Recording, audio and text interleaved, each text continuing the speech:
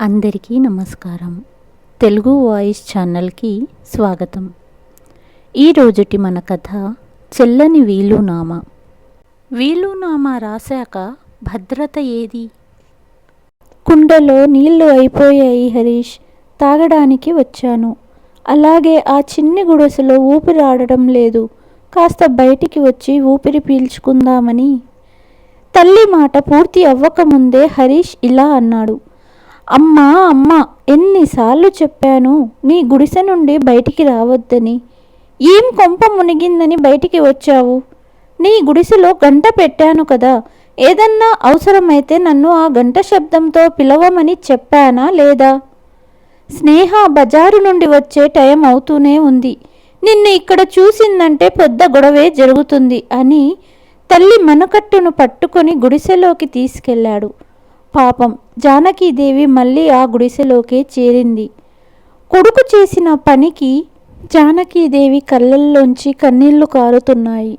గుడిసెలోని చిన్న మంచం మీద పడుకొని శూన్యంలోకి చూస్తూ హరీష్ 15 సంవత్సరాల వయసులో ప్రమాదానికి గురైన రోజును గుర్తు తెచ్చుకోవడం ప్రారంభించింది. సిటీ హాస్పిటల్లో ట్రీట్మెంట్ జరుగుతూ 15 రోజులకు పైగా గడిచినా ఆరోగ్యం కుదుటపడలేదు. ఐసీయూ వార్డు ముందు హరీష్ తండ్రి గోపాలరావు గారు ఆందోళనగా అటూ ఇటూ తిరుగుతూ కనపడిన ప్రతి డాక్టర్ను తన కొడుకు ప్రాణాల కోసం వేడుకుంటున్నాడు. కొన్నిసార్లు కుర్చీలో కూర్చొని బాధపడుతున్నాడు. మరోవైపు ఆసుపత్రిలో భర్త దగ్గరే నిలబడి ఉన్న జానకి కూడా కొడుకు ఎలా ఉన్నాడు అని అక్కడ ఉన్న నర్సులను అడుగుతూ ఉంది. వారితో పాటు ఆసుపత్రిలో కూతురు దీప్తి కూడా ఉంది. ఎప్పుడైతే డాక్టర్ ఐసీయూ వార్డు నుండి బయటికి వచ్చాడో గోపాలరావు గారు డాక్టర్ని అనుసరించారు. నడక వేగం పెంచుతూ అతని పాదాలపై పడి, డాక్టర్ గారు, నా హరీష్ను రక్షించండి. ఏదైనా చెయ్యండి. నేను మీకు ఎల్లప్పుడూ కృతజ్ఞతతో ఉంటాను. నా కొడుకు ప్రాణాన్ని కాపాడండి. డాక్టర్ను కూడా ఓదార్చి, చూడండి అంకుల్, మేము మీ కొడుకు ప్రాణాలను కాపాడేందుకు సాయశక్తులా ప్రయత్నిస్తున్నాము. కానీ అతని పరిస్థితి ఇంకా విషమంగానే ఉంది. వీలైనంత త్వరగా ఆపరేషన్ చేయాల్సి ఉంటుంది. మొత్తం ఆపరేషన్ మరియు మందులు 5 లక్షలు అవుతాయి. మీరు డబ్బులు ఏర్పాటు చేస్తే వెంటనే ఆపరేషన్ మొదలు పెడతాం. డాక్టర్ మాట విని గోపాలరావు గారు డబ్బులు ఏర్పాట్లు చేయటానికి సాయశక్తులా ప్రయత్నించారు. ఎంత ప్రయత్నించినా 2.5 లక్షల రూపాయలు మాత్రమే ఏర్పాటు చేయగలిగారు. ఇక మిగిలిన డబ్బు ఎలా సమకూర్చాలని బాధపడుతున్నప్పుడు విషయం తెలిసిన అతని కుమార్తె దీప్తి వెంటనే తన భర్తకు ఫోన్ చేసింది. ఇక అల్లుడు ఆలస్యం చేయకుండా మిగిలిన 2.5 లక్షల రూపాయలను తీసుకొచ్చి మామయ్య చేతిలో పెట్టాడు. చివరికి ఆపరేషన్ సక్సెస్ అయ్యి హరీష్ని కాపాడారు డాక్టర్లు. సమయం గడుస్తూ ఉంది. గోపాలరావు గారు కొడుకును ఎలాగోలా ఇంజనీరింగ్ చదివించారు. హరీష్ పెద్ద కంపెనీలో ఉద్యోగం కూడా సంపాదించాడు. ఒకరోజు తల్లి తండ్రికి తనతో పాటు పనిచేసే స్నేహను పెళ్లి చేసుకోవాలనుకుంటున్నాను అన్నాడు. మంచి మాటకారి, చురుకుదనం ఉన్న స్నేహను అమ్మానాన్నను పరిచయం చేయటానికి ఒకరోజు ఇంటికి తీసుకువచ్చాడు హరీష్. కానీ గోపాలరావు, జానకీదేవిలకు స్నేహ తీరు నచ్చలేదు. స్నేహ ఇంటి నుండి వెళ్ళిన తర్వాత అమ్మాయి నడవడిక బాగాలేదు. కులం కూడా వేరే కావడంతో వివాహానికి తిరస్కరించారు. మరోవైపు స్నేహ తల్లిదండ్రులు కూడా ఈ పెళ్లిని తిరస్కరించారు. కానీ హరీష్ మరియు స్నేహ ఎవ్వరి మాట వినలేదు.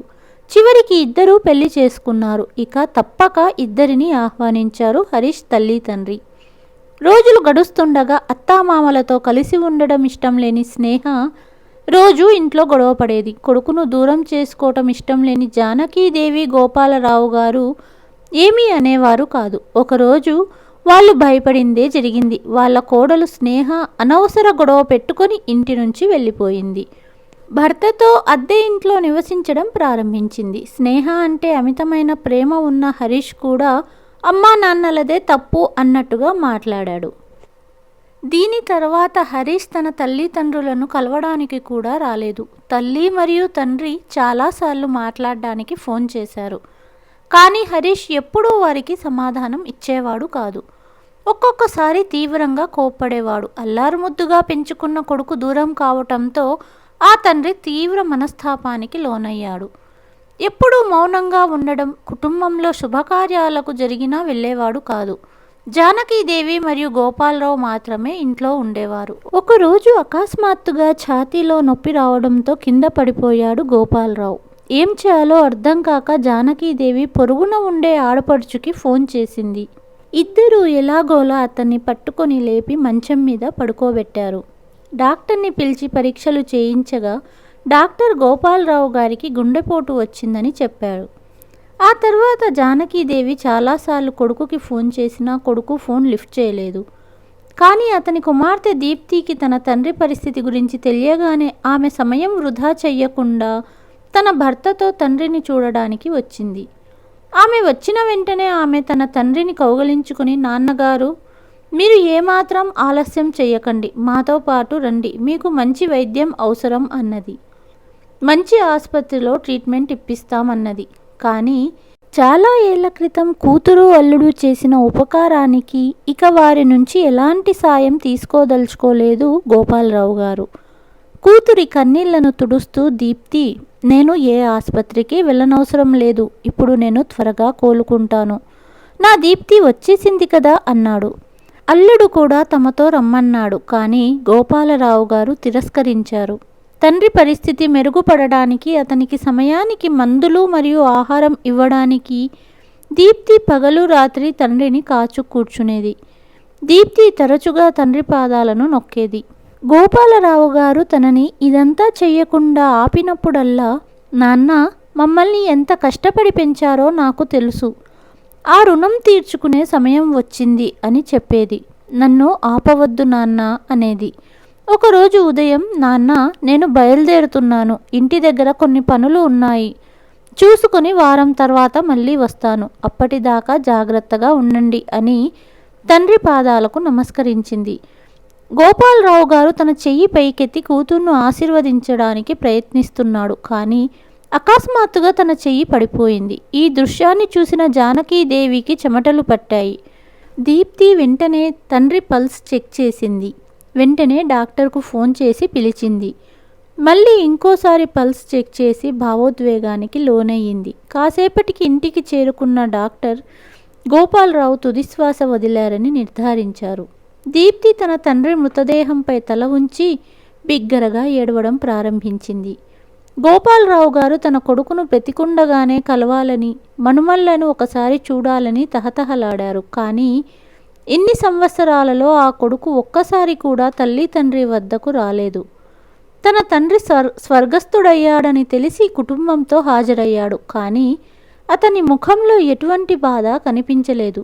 తలకొరివి పెట్టాక ఇద్దరు కొడుకులను మరియు స్నేహను తీసుకుని తిరిగి వెళ్ళిపోయాడు. తల్లికి జానకీదేవి యోగక్షేమాలు కూడా అడగకుండా వెళ్ళిపోయాడు హరీష్. ఒంటరిగా కాలం గడుపుతున్న జానకీదేవి తన భర్తను తలుచుకుని బాధపడని రోజంటూ లేదు. మనిషి చాలా బలహీనంగా మారింది.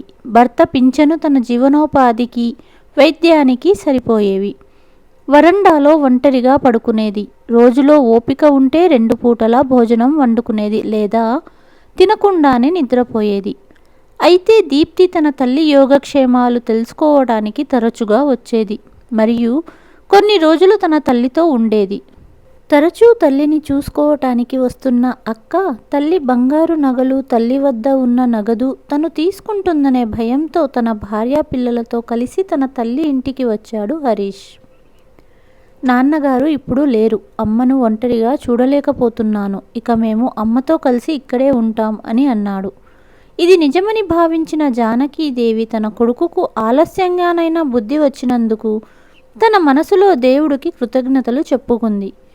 పాపం, ఆమెకు తన కొడుకు మరియు కోడలు అసలు ఆలోచన పసిగట్టలేకపోయింది.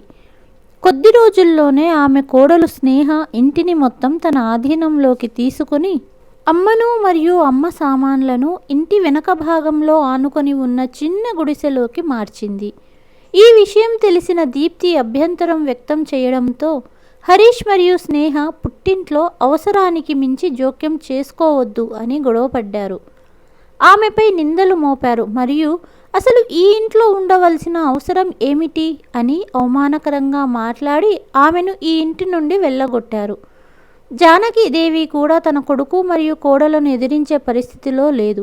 వాతావరణ మార్పు వలన జానకీదేవి అనారోగ్యానికి గురయ్యారు. కానీ ఆమె కొడుకు మరియు కోడలు ఆమె చికిత్స కోసం డబ్బు ఖర్చు చేయవలసి వస్తుందని భావించారు. అందుకే చికిత్స చేయించలేదు. దాని కారణంగా ఆమె వ్యాధి మరింత తీవ్రమవుతుంది. ఒకరోజు పొరుగున ఉన్న ఆడపడుచు జానకీదేవి యోగక్షేమాలు ఆరా తీయడానికి ఇంటికి వచ్చింది.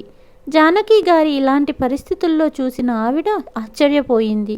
హరీష్ మరియు స్నేహ అమ్మ మంచం దగ్గర కూర్చొని, అమ్మ ఇక మనకు దక్కేలా లేదు, చాలా అనారోగ్యంగా ఉంది, ఏం చేయాలో అర్థం కావడం లేదు అని హరీష్ చెప్పాడు. అంతలోనే స్నేహ, ఇలా అనారోగ్యంతో బాధ అనుభవించడం కంటే మరణించడమే మేలు అన్నది. జానకీదేవి ఆడపడుచు కోపంగా అంది, మీ అమ్మ గురించి ఇలా మాట్లాడడానికి సిగ్గులేదా? మంచి డాక్టర్ని చూపించలేవా అన్నది. వీళ్లతో మాట్లాడుతూ సమయం వృధా చేసుకోవడం తగదనిపించి త్వరగా వెళ్ళి మంచి వైద్యుడిని పిలిపించింది. డాక్టర్ ఇచ్చిన మందులు వాడాక జానకీదేవి పరిస్థితి మెరుగుపడడం ప్రారంభించింది మరియు ఆమె చాలా వరకు కోలుకుంది. ఒకరోజు తన జ్ఞాపకాల్లో ఉన్న జానకీదేవిని ఆడపడుచు వచ్చి ఆమెను పిలిచినప్పుడు జ్ఞాపకాల నుండి బయటకు వచ్చింది. మీకోసం అన్నం వేడి రసం తెచ్చాను, కాస్త తినండి, మందులు కూడా వేసుకోవాలి కదా అన్నది. లేదు శకుంతల, ఆకలిగా లేదు అన్నది జానకీదేవి. వదినా, నువ్వు ఏమైనా తింటావా లేదా? లేకపోతే మందులు ఎలా వేసుకుంటావు? మందు వేయకపోతే ఎలా నయమవుతుంది అని ప్రేమగా చెప్పింది శకుంతలాదేవి. ఏం చేయాలి శకుంతల? ఆరోగ్యంగా ఉండి కూడా మందుల వలన శరీరానికి గాయం నయమవుతుంది కానీ మనసు గాయం తగ్గదు కదా. ఒక విషయం చెప్పనా వదినా? చాలా రోజుల నుంచి నీ పరిస్థితి చూడలేక చెప్పాలనుకున్నాను కానీ. ఏంటి శకుంతల, నీ మాట ఏదన్నా నేను తప్పు పట్టానా? నువ్వే డాక్టర్ని పిలవకపోతే నా పరిస్థితి ఏంటి? వదినా, నీ కొడుకు కోడలు ఈ చిన్న గుడిసెలో నిన్ను ఉండమన్నారు. నువ్వేమో ఏమీ మాట్లాడకుండా వచ్చేశావు. ఎప్పుడైనా నిన్ను పలకరిస్తారా వాళ్ళు? నీ కోడలైతే పిల్లలను ఇటువైపు కూడా రానివ్వదు. నిన్ను ఒక పనికిరాని వస్తువుగా చూస్తున్నారు. అయినా నువ్వు మాట్లాడవు ఎందుకు? అన్నయ్య ఆరోగ్యం బాగాలేదని నువ్వు ఎన్నిసార్లు ఫోన్ చేసినా రాని కొడుకు కోడలు అన్నయ్య మరణించాక ఈ ఇంటినంతా తమ ఆధీనంలోకి తీసుకున్నారు.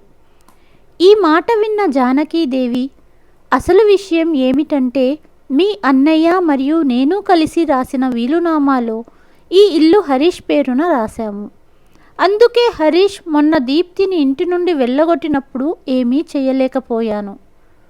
అప్పుడు శకుంతల, అసలు ఈ బంధానికి ఏమి పేరు ఇవ్వను? అమ్మా నాన్నల త్యాగాన్ని కొడుకు మర్చిపోయి, కొడుకు తన తల్లిని పనికి మాలిన వస్తువుగా భావించి తల్లిని పట్టించుకోకుండా ఒక గుడిసెలో పడేసి తల్లి మరణాన్ని ప్రార్థిస్తున్నాడు. నీ గురించి పట్టించుకోని కొడుకు కోడలు గురించి ఆలోచిస్తూ నువ్వెందుకు ఇంత బాధ అనుభవిస్తున్నావు? కానీ శకుంతల, ఏమి చెయ్యను? కనీ పెంచిన కొడుకు మీద పగ పెంచుకోగలనా? వదినా, బంధాలు స్వార్థంగా మారినప్పుడు వారి నుంచి ఏమీ ఆశించలేము. తల్లి తండ్రుల ప్రాముఖ్యత పిల్లలకు తెలియనప్పుడు పిల్లలను సన్మార్గంలో నడిపించడం తల్లిదండ్రుల కర్తవ్యం. వారికి వారి స్థాయి చూపించాలి. ఈ ప్రక్రియలో సామ దాన భేద దండోపాయాలనైనా ఉపయోగించి వారికి వారి స్థాయి ఏంటో అర్థమయ్యేట్టు చేయాలి. మనకు వయసొచ్చింది, ముసలివాళ్ళమయ్యాము, కానీ నిస్సహాయులం, ఆత్మాభిమానం లేని వాళ్ళం కాదు కదా వదినా. శకుంతల మాటలు జానకీదేవికి తీవ్రంగా ఆలోచింపచేశాయి. శకుంతల వెళ్ళిపోయాక జానకీదేవి, నాకు దాదాపు 65 ఏళ్ళు ఉంటాయి, కానీ భర్త పోయిన బాధ, సొంత కొడుకు కోడల ఉదాసీనత నన్ను కాలానికి ముందే వృద్ధురాలిని చేసింది. చెప్పుకోవడానికి 2 మనుమలు ఉన్నారు, కానీ నన్ను పలకరించరు. నా ఇంటిలో ఈ చిన్న గుడిసెలో బంధించబడి ఉన్నాను. ఇవన్నీ ఆలోచిస్తూ ఆమె నిద్రపోయింది. ఆమెకు ఒక స్వరం వినిపించింది. ఏంటి జానకి, ఈ ఇంటి యజమానురాలివి నువ్వు, ఇష్టంతో కట్టుకున్న నీ ఇంట్లోని ప్రతి వస్తువు నీదే. గుర్తు తెచ్చుకో, ఎంత ఇష్టంతో అలంకరించుకున్నావు. గోపాలరావు అన్నారు. చూడండి, నా ఇల్లు ఇప్పుడు నాది కాదంట. నడవడానికి కూడా వీలు లేదంట.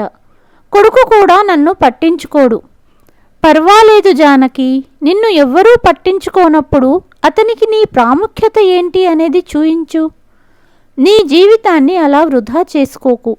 నిన్ను ఇలాంటి స్థితిలో చూస్తుంటే నా ఆత్మకి కూడా శాంతి ఉండదు అన్నారు గోపాలరావు గారు.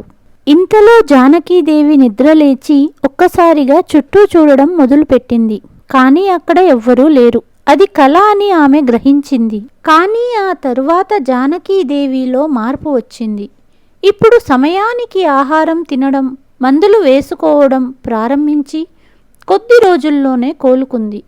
ఒకరోజు ఉదయం తన గుడిసెలో పేపర్ చదువుతున్న జానకి తల్లి, తండ్రి, పిల్లల బంధాలు మరియు వృద్ధాశ్రమాల గురించి ఒక వ్యాసం చదివింది.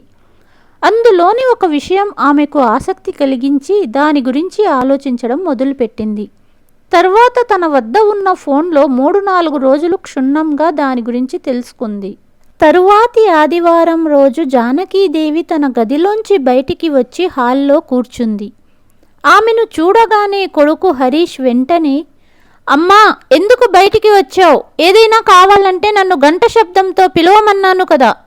స్నేహ చూస్తే ఆమెకు చాలా కోపం వస్తుంది అని చెప్పి అమ్మ మణికట్టుని పట్టుకొని అతను ఆమెను తిరిగి గదివైపుకు తీసుకెళ్లడం ప్రారంభించినప్పుడు జానకీదేవి అతని చెయ్యి విదిలించి, స్నేహకు కోపం ఎందుకు వస్తుంది? నా భర్త కట్టించిన ఇంట్లో కూర్చోకపోనివ్వడానికి ఆమె ఎవరు? ఎప్పుడూ మౌనంగా చెప్పింది వినే తల్లి రూపాన్ని చూసి ఆశ్చర్యపోయాడు హరీష్.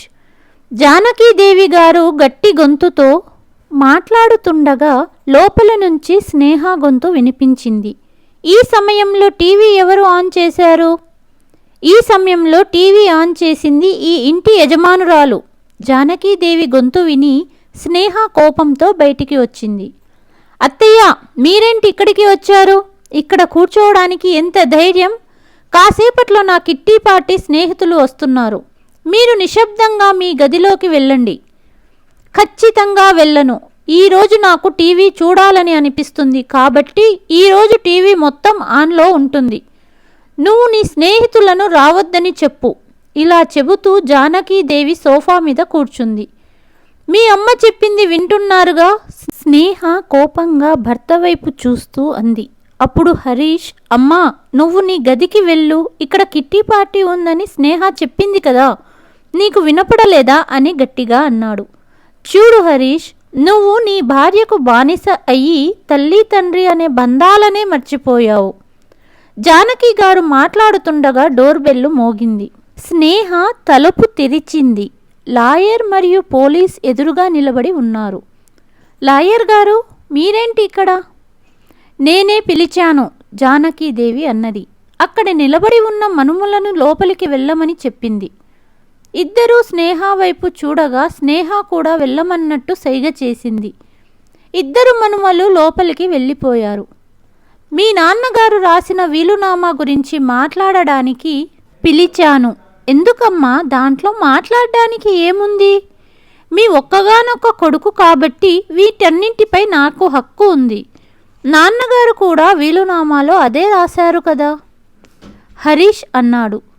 హక్కులు గుర్తు ఉన్నాయి కానీ విధులు గుర్తురావా? అదేమిటి అమ్మా? మా విధి మేము బాగా నిర్వర్తించాము. మిమ్మల్ని చూసుకున్నాం కదా.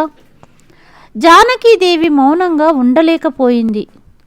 అవును, అమ్మను గుడిసెలో వేసి మరియు ఆ తర్వాత అమ్మ బతికి ఉందా లేదా చనిపోయిందా అని కూడా చూడలేదు. దీన్నే కర్తవ్యాన్ని నెరవేర్చడం అని అనుకుంటే మీరు మీ కర్తవ్యాన్ని చాలా చక్కగా నిర్వర్తించారు. ఇలాగే ఉండదలుచుకుంటే నాకు మీ అవసరం ఏమాత్రం లేదు. ఒంటరిగానే ఉండగలను. అంతలో స్నేహ, అత్తయ్య, ఇల్లు మా పేరు మీద ఉంది, మర్చిపోకండి. అప్పుడు జానకి, తెలుసమ్మా, తెలుసు. ఇల్లు అబ్బాయి పేరు మీద ఉన్నది తెలుసు. ఇలాంటి కొడుకులకు వీలునామా రాసి ఇచ్చిన తల్లి, తండ్రి పరిస్థితులు తెలుసు.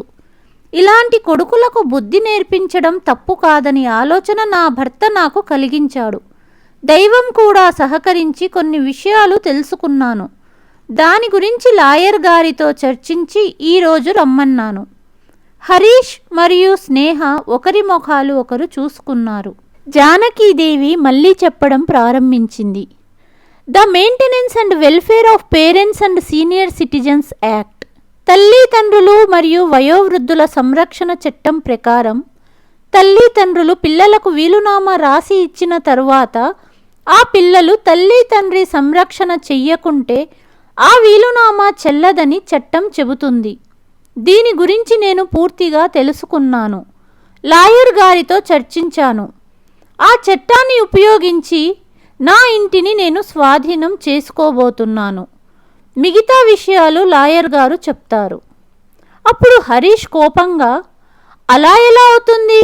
నేను ఊరుకుంటానా? అప్పుడు లాయర్ గారు, హరీష్ ఆగండి. మీ తల్లిగారు చెప్పింది ముమ్మాటికి నిజం. నేను ఇలాంటి కేసులనే వాదిస్తుంటాను. గత సంవత్సరంలో 50కి పైగా కేసులు కోర్టు తల్లిదండ్రులకు అనుకూలంగా తీర్పు ఇచ్చింది. కేసు వేసిన వెంటనే ఇల్లు మీ అమ్మగారి స్వాధీనం అవుతుంది అని చెప్పారు. అది విని స్నేహ, మేము ఒప్పుకోము అని గట్టిగా అరిచింది. అప్పుడు పోలీసు కలగచేసుకుని, చూడండి, ఇలాంటివి మేము చాలా చూశాము. మీరు ఆమెను బాగా చూసుకోవట్లేదని కేసు పెట్టినా మీపైనే చర్య తీసుకోవలసి వస్తుంది. జానకీదేవి, నేను నా ఇంటిని బాడుగకు ఇద్దామనుకుంటున్నాను.